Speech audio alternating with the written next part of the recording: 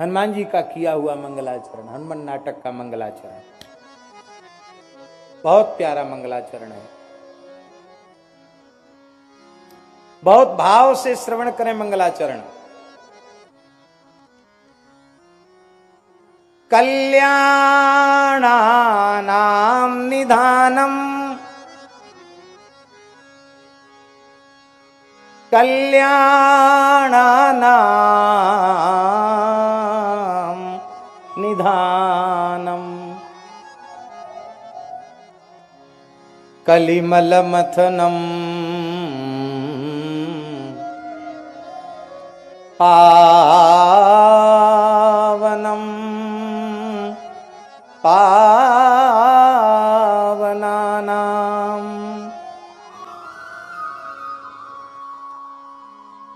पाथेयं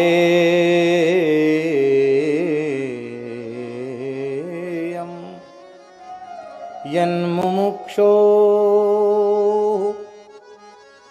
सपदि परपद प्राप्तये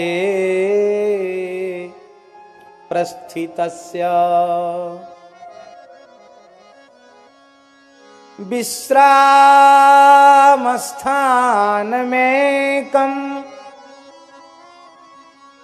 कविवर वचसां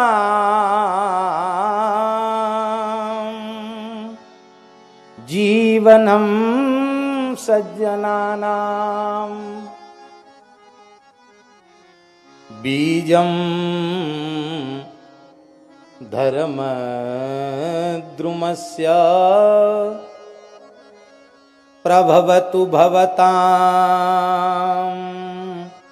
भूतये राम नाम बीजं धर्मद्रुमस्य प्रभवतु भवतां भूतये राम नाम प्रभवतु भवतां भूतये राम नाम। हम आप सबका राम नाम कल्याणकारी हो, हमारा आप सबका श्री राम नाम कल्याण करे, हम सबके लिए कल्याणकारी हो, हम सबका मंगल करे, कल्याण करे। कैसा राम नाम? कल्याणानां निधानम, समस्त कल्याणों का निधान है। कल्याणस्य निधानम नहीं, कल्याणानाम निधानम। जितने भी वेदादि शास्त्रों में कहे गए कल्याणकारी साधन हैं, वे समस्त साधन श्री राम नाम से ही उत्पन्न होते हैं। एक भाव तो ये उनका निधान है, वहीं से राम नाम से ही कल्याणकारी साधन प्रकट होते हैं। दूसरा भाव, स्वामी जी, कल्याण के जितने साधन हैं वेदादि शास्त्रों में कहे गए, उन साधनों का सविधि सम्यक कोई अनुष्ठान कर ले, किंतु कल्याण जिससे उत्पन्न होते हैं उस राम नाम का आश्रय न ले, तो वे साधन भी त्रुटिपूर्ण रह जाएंगे, दोषपूर्ण रह जाएंगे, और वे त्रुटि युक्त साधन जीव का कल्याण करने में समर्थ नहीं होंगे। इसलिए प्रत्येक साधन के साथ राम नाम का पुट रहना ही चाहिए। बिना राम नाम के कल्याण संभव नहीं है, बिना हरि नाम के कल्याण संभव नहीं। कल्याणानाम निधानम। और ये राम नाम कैसा है? कलिमल मथनम। और किसी भी साधन से कली के दोषों की निवृत्ति नहीं होगी। यदि कली के मल से, कली के दोषों से बचने का यदि कोई श्रेष्ठतम सरलतम साधन है, तो वो साधन है श्री राम नाम। कलिमल मथनम। चाहे जैसा भयंकर कलिकाल हो, श्री राम नाम का अनन्य भाव से आश्रय लेकर के कली के दोषों से बचा जा सकता है। अनेक महानुभाव बचे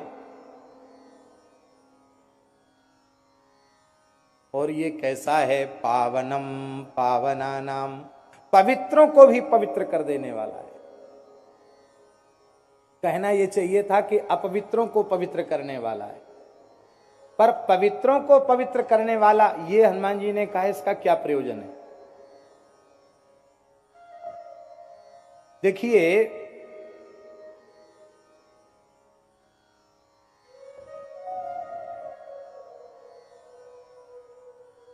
योग, यज्ञ, तीर्थाटन, दान, जप तप आदि जो साधन हैं,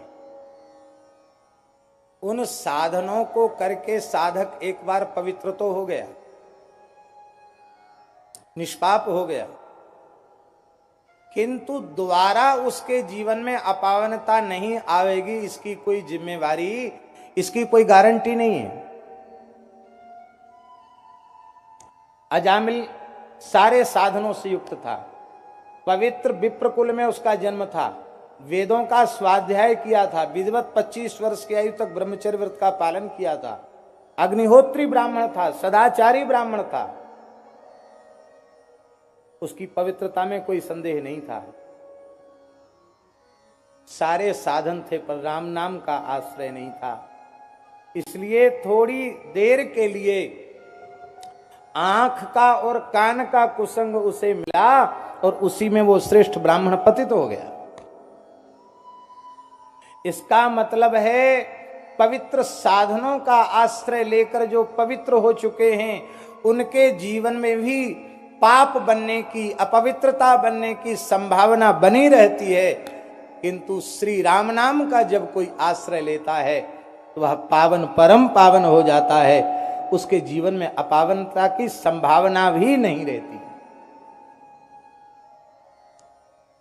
आप श्री ठाकुर जी की ओर चलकर जा रहे हैं तो आपका पाथेय राम नाम है। जैसे बिना टिकट के आप यात्रा नहीं कर सकते, आपको यहां से मथुरा जाना है तो आपको यात्रा का सारा बंदोबस्त करना पड़ेगा, ट्रेन में टिकट कराना होगा, रिजर्वेशन का पैसा भी खर्च करना होगा, समय भी, और भी कुछ व्यवस्था जुटानी पड़ेगी आपको, उसके बिना आप यात्रा नहीं कर सकते। ऐसी भगवत प्राप्ति के पथ का पाथे श्री राम नाम है। राम नाम की पूंजी का टिकट लेकर के ही वहां आप पहुंच सकते हैं। बड़े से बड़े विद्वानों को, व्यास वाल्मीकि प्रभृति ऋषियों को भी विश्राम श्री राम नाम में ही मिलता है। विश्राम स्थान में एकम कविवर वचसाम। और ये राम नाम सज्जनों का तो प्राण है, जीवन है, धर्म रूपी वृक्ष का बीज है। इसका मतलब है धर्म का बीज अर्थात सार सर्वस्व भी राम नाम है, और राम नाम से ही धर्म रूपी वृक्ष उत्पन्न होता है। ऐसा राम नाम कल्याण का